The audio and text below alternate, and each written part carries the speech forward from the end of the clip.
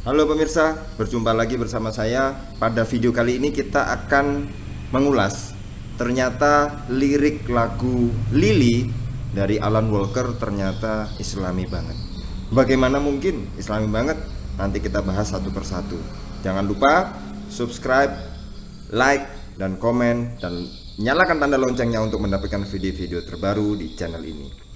Baiklah pemirsa, lagu yang sekarang populer adalah lagu Lily punyanya Alan Walker. Ini sangat populer sekali dan kita semua sering dengar bertebaran di timeline atau lini masa, dan banyak yang share dan segala macam, banyak yang bikin cover dan segala macam.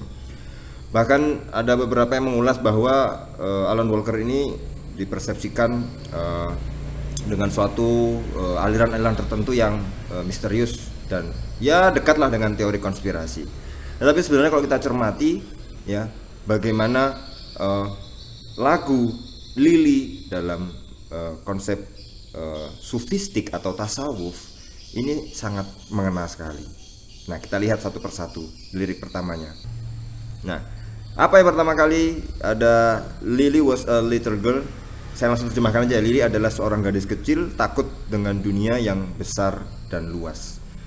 Ini kalau kita mau melihat bahwa manusia ini semuanya dari kecil, semuanya berawal dari bayi, kemudian menjadi anak kecil, kemudian menjadi dewasa. Nah, yang unik dari manusia dalam kajian sufistik bahwa manusia ini terdiri dari ya, diturunkan itu masuki alam dunia, wujud ruhani dimasukkan ke dalam wujud jasmani. Nah, kalau kita lihat Imam Ghazali itu mengatakan dalam Ihya Ulumuddin, jasad menjadi kendaraan bagi ruh ya, selama menjalani fase kehidupannya di dunia. Ya, jasad itu kendaraannya ruh menurut Imam Ghazali dalam Ihya Ulumuddin. Nah, maka manusia ini adalah dua dimensi, dimensi lahir dan dimensi batin. Kenapa kemudian lirik Lily ini adalah seorang gadis kecil, was a little girl, ini artinya bahwa manusia ketika lahir di dunia ya, dia kemudian takut dengan besar tentang dunia yang besar dan luas. Ini maksudnya sederhana. Kalau kita mau merenung bahwa setiap dari kita ketika beranjak dewasa, kita menemukan setiap hari belajar hal-hal baru, dan hal-hal baru ini membuat kita terperangah bahwa dunia ini memang luas. Dan ketika dunia ini luas, kita akan tahu bahwa ternyata dunia yang begitu luas itu setidaknya membuat kita sadar bahwa kita akan selama ini dilindungi oleh yang dalam liriknya itu adalah dia tumbuh di balik dinding kastilnya. Ada aturan-aturan yang kemudian kita tumbuh di dalamnya. Ada, kalau kita bisa melihat norma, nilai itu ada di dalam kehidupan kita, dan itu kalau di sini kita bisa gambarkan dinding kastil yang tinggi karena sudah mapan. Nah, aturan-aturan ini kemudian membuat manusia itu penasaran. Jadi manusia itu adalah makhluk yang penasaran. Ya, jadi makhluk yang penasaran, sudah mendapatkan ini, tentu pengen lagi yang itu, pengen yang itu, karena penasaran saja sebenarnya. Jadi berapa banyak kesalahan-kesalahan manusia di dunia ini karena awalnya penasaran.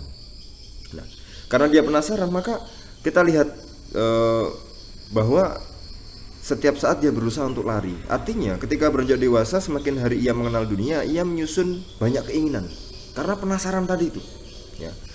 Lalu pada malam saat matahari sudah terbenam, dia menemukan momentumnya ketika matahari itu terbenam ya. Jadi ketika rencana-rencana keinginan itu sudah bisa kita raih ya, maka dia lari ya. Dia lari.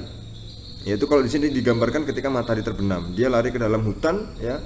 Kemudian dia sangat takut karena merasa sendirian. Artinya ketakutan itu karena khawatir, karena kita keluar dari zona nyaman atau norma dan nilai yang mungkin sudah mengelilingi kita tadi. Karena kita punya kesempatan untuk mewujudkan keinginan kita, maka kita kadang-kadang merasa kita ini sendiri, sendiri. Ya. Seperti dikatakan Imam Ghazali dalam Kimya Us-Sa'adah, jika diri manusia itu diibaratkan sebuah negara, ya, negara itu Madinah di situ disebutkan, maka kita artikan negara, maka tubuh itu adalah wilayah kekuasaannya. Jadi tubuh kita ini wilayah kekuasaannya, syahwat itu ibarat perdana menterinya. Nah, yang mengatur pemerintahan atas perintah dan bimbingan raja. Jadi tubuh kita ini semuanya itu patuh pada perdana menteri. Tetapi perdana menteri ini diangkat oleh raja. Rajanya siapa? Rajanya adalah kolbu atau hati. Nah, hati nurani itu rajanya. Nah, kemudian ada akal. Akal ini menurut Imam Ghazali ya, itu adalah wazirnya, penasihat raja. Nah, permasalahannya kalau perdana menterinya ini lebih kuat karena dia yang mengatur segalanya, ya lebih kuat, dan rajanya yaitu hatinya lemah, wazirnya atau menterinya yaitu akalnya lemah, maka dikuasai. Hawa nafsu kita dikuasai. Maka ada ketakutan dari kita bahwa oh saya sendiri. Nah ini yang dalam liriknya Alan Walker ini kemudian ada yang menarik adalah mereka memperingatinya jangan pergi ke sana, ada makhluk yang bersembunyi di balik kegelapan. Makhluk apa itu? Ya, sering kita mendengarkan bahwa kalau di sini saya tafsirkan itu adalah hawa nafsu.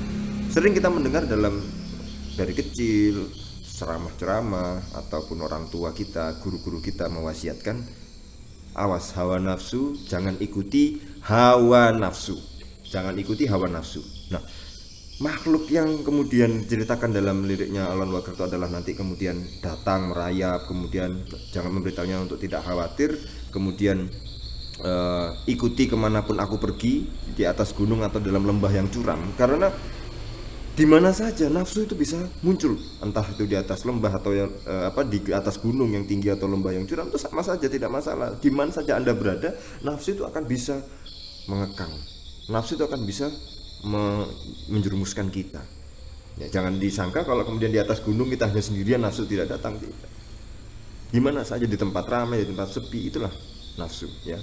Kemudian yang dia menjanjikan akan memberi segala yang kamu impikan. Nah, nafsu itu memberikan halusinasi, impian-impian sementara yang kemudian impian-impian itu akan selalu kita kejar. Keinginan-keinginan itu akan selalu kita kejar. Biarkan aku masuk. Ya, let me in, ya, biarkan saya masuk. Artinya kalau sudah masuk berarti kita dikuasai oleh hawa nafsu. Nah, karakter nafsu itu tidak tampak dan seringkali membawa efek kenikmatan yang menjadikannya sebagai musuh yang paling sulit untuk diperangi. Karena apa? Tidak kelihatan. Rasulullah SAW mengistilahkan ikhtiar pengadilan nafsu ini adalah jihadun nafsi. Biasanya jihad itu identik dengan perang fisik, tapi ini jihadun nafsi. Bagaimana menundukkan nafsu. Nafsu menjadi musuh paling berat dan berbahaya karena yang dihadapi adalah diri sendiri. Karena dia muncul dari dalam sendiri-sendiri ini. Ya. Ia menyelinap dalam diri hamba, ya, seorang yang lalai, lupa, kemudian memunculkan perilaku-perilaku yang tercela. Imam Ghazali dalam kitab Ihya Ulumuddin mengatakan kebahagiaan adalah ketika seseorang mampu menguasai nafsunya, dan kesengsaraan adalah saat seseorang dikuasai oleh nafsunya. Jadi kalau kita melihat bahwa rentetan ada gadis kecil ini ibarat kita semua lah. Kita semua ini punya naluri menuhankan semenjak lahir, itu fitrah, ya, naluri menuhankan. Ketika dalam menuhankan kita sebenarnya sudah punya modal untuk beriman. Tetapi dalam kesini ketika mengenal dunia yang besar dan luas ini, ya, itu kita kemudian lupa aturan-aturan yang sudah dibentuk oleh mungkin keluarga norma, mungkin kita di sekolah, itu kemudian gampang untuk dilompati, ya, pagar-pagar itu gampang untuk dilompati karena apa? Rasa penasaran tadi itulah yang kemudian ketika kita keluar dari zona nyaman, kemudian nafsu itu datang menghampiri kita karena kita sudah tidak ada perlindungan lagi. Nah, nafsu itu kemudian mengejar-ngejar kita, menawarkan impian-impian, ya, yang sekilas nampak membuat kita ini terperangah. Ya, kita punya impian-impian. Dia menjanjikan suatu cerita yang kalau dalam teksnya tidak suatu cerita yang akan kamu banggakan lah, ya, itu. Segala yang kau inginkan menjadi cerita ajaib yang kau ceritakan, dan kau akan aman di bawah kendaliku. Karena dia merasa, loh, ini dirimu sendiri, ini keinginanmu. Hawa nafsu selalu bilang, loh, jangan khawatir, aku ini bukan musuhmu, aku ini dirimu. Ketika aku ini dirimu, maka kamu jangan takut, karena aku ini ya sama kayak kamu, ini sebenarnya adalah dirimu sendiri. Maka itu paling susah ditangkap adalah dideteksi, itu adalah hawa nafsu, karena hawa nafsu itu adalah kita melawan diri sendiri. Maka di sini teksnya bagus sekali. just let me in, biarkan saya masuk, biarkan, kata hawa nafsu pada kita, biarkan saya menguasai. Nah itu ya. Maka sebenarnya manusia itu punya kesadaran bahwa apa yang kita perbuat ini seharusnya untuk Allah, tetapi karena sudah terlanjur dikuasai, akhirnya kita selama-lama lambat laun ya terseret juga bahwa melakukan perbuatan-perbuatan yang tercela, yang tidak baik, karena sudah terlanjur dikuasai oleh nafsu. Jadi mulai dari pikiran, tenaga, perasaan, semuanya itu dipersembahkan bukan untuk Allah, tapi untuk keinginan hawa nafsu itu. Hanya menuruti kemauan hawa nafsu. Dia tahu dia terhipnotis. She knew she was hypnotized, ya. Hati nurani tahu kalau itu salah. Akal pun tahu kalau itu berbahaya. Tetapi karena desakan syahwat hawa nafsu yang begitu kuat, manusia cenderung berbuat salah itu, ya. Ini menarik juga dalam teksnya, berjalan di atas lapisan es, ya, yang dingin kemudian pecah lalu dia bangkit lagi. Apa artinya? Lalu dia berlari lebih cepat. Dosa demi dosa dilakukan. Es tadi itu yang tipis tadi, yang dingin tadi itu pecah, tapi bangkit lagi. Artinya dia sudah tahu dia terperosok dalam dosa. Dia ingin bangkit, ya. Dia mencoba lari lebih cepat, ya. Tapi karena sudah dikuasai hawa nafsunya, dia tidak berdaya. Akhirnya apa? Dia berada pada titik, ya, manusia berada pada titik satu, dia merasa lemah, dia tidak berdaya. Kemudian di teks selanjutnya dia mulai berteriak, adakah seseorang di sana? Tolong aku, come get me, temui aku, ya. Kemudian di belakangnya dia bisa mendengar kata-kata, ikuti aku, yang kembali tadi teks lirik yang tadi, ya. Itu artinya apa?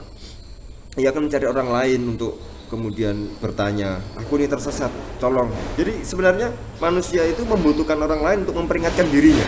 Bukan berarti dia tidak tahu kalau itu salah, tahu. Hati nuraninya tahu, akalnya tahu kalau itu berbahaya. Tetapi ya, dia tidak mampu, tidak berdaya karena sudah terjerumus dalam kubangan kesalahan dan dosa itu, sehingga dia tidak berdaya. Akhirnya dia butuh orang lain untuk bisa menolong saya. Bisakah menolong saya? Bisakah menolong saya? Maka ini seolah-olah digambarkan dalam liriknya Alan Walker ini, dia berteriak-teriak, siapa di sana, tolong saya, temui saya. Nah ini temui saya.